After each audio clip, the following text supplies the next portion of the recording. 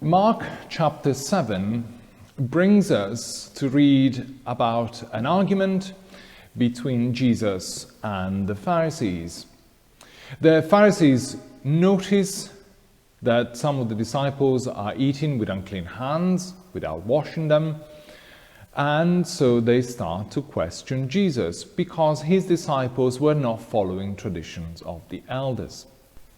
And so Jesus pulls up the Pharisees about their hypocrisy and picks up an example about caring for one's father and mother. Now, he says, if you dedicate your wealth, you consecrate it to God, then the tradition says you cannot use that wealth to help your father and mother. Consecrating one's wealth to God is an incredibly good thing. It's worthy of praise.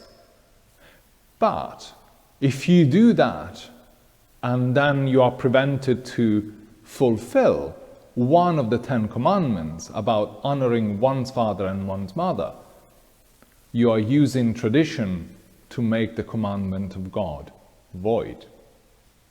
And that is what Jesus is getting at.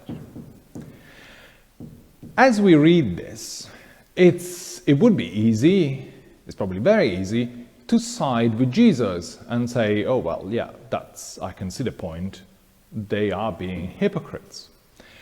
But if we do think that, it would be worth reminding ourselves that, well, if St. Mark the evangelist puts this argument between Jesus and the Pharisees in his gospel, chances are is that because the words of Jesus, you hypocrite, how ingeniously you get around the commandments of God, that those words of Jesus can probably apply to us as well. I was in a meeting some time ago about reaching new communities that were forming, such as the one forming in our town.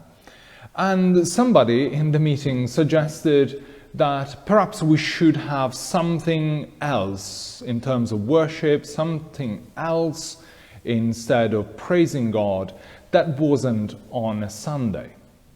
Because, and the point was, so many families have engagements on a Sunday. So many families do this and that, or maybe they have really important jobs and they need that Sunday to rest, to recuperate, and to spend it in bed watching films or whatever. Now, we all need rest, and Sunday is the day of rest, as we read in our first reading. However, by doing so, by thinking that way, we too put human customs before the law of God. And in doing this, we make the commandment, keep the Sabbath day holy, null and void. Whatever custom, whatever family tradition that may be, maybe children's football, or the day to do all the food shopping, or whatever, it seems to be that for some people that's more important than keeping the Sabbath day holy. And in that case, we fall exactly for the same trap in which the Pharisees fell. We ingeniously go around the commandment of God and make it null and void.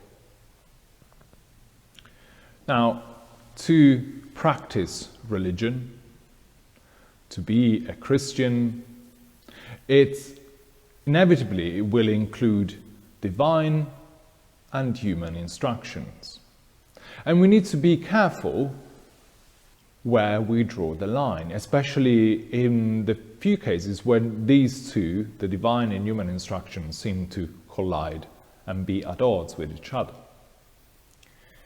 So as we read Mark's Gospel, let us not be quick to judge others, because we might be doing the same thing ourselves.